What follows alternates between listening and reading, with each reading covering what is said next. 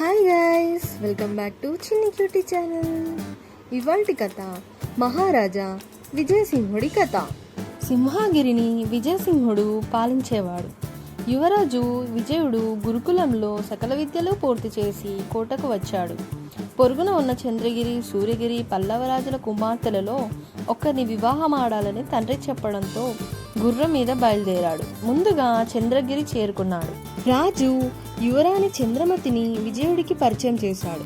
చంద్రమతి విజయుడికి వందనం చేసి ఒక పెద్ద మందిరానికి తీసుకెళ్లి అక్కడ ఉన్న ఆయుధాలను చూపించి, ఇలాంటి ఆయుధాలు చుట్టుపక్కల రాజ్యాలలో లేవు, వీటితో మన ఇరువురి సైనిక బలంతో అన్ని రాజ్యాలను జయించవచ్చు అంది. విజయుడు నవ్వి ఊరుకున్నాడు. విజయుడు ఆ రోజు చంద్రగిరి రాజు ఆతిథ్యం స్వీకరించి మరుసటి రోజు ఉదయం బయలుదేరుతూ యువరాణి విషయం తర్వాత తెలియజేస్తానని చెప్పి సూర్యగిరిని చేరుకున్నాడు. రాజు విజయుడికి మామిడి తోటలో ఉన్న యువరాణి గిరిజను పరిచయం చేశాడు.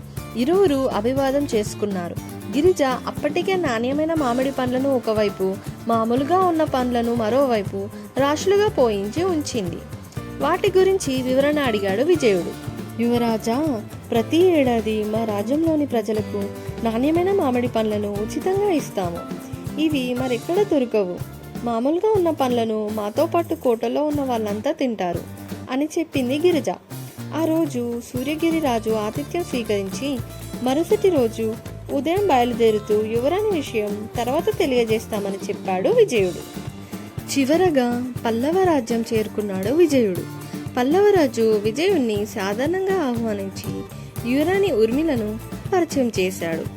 ఇరువురి అభివాదాల తర్వాత ఉర్మిళ విజయుణ్ణి రథం మీద తీసుకెళ్లి కోటకు దగ్గరలో ఉన్న 2 గ్రామాలను చూపించింది.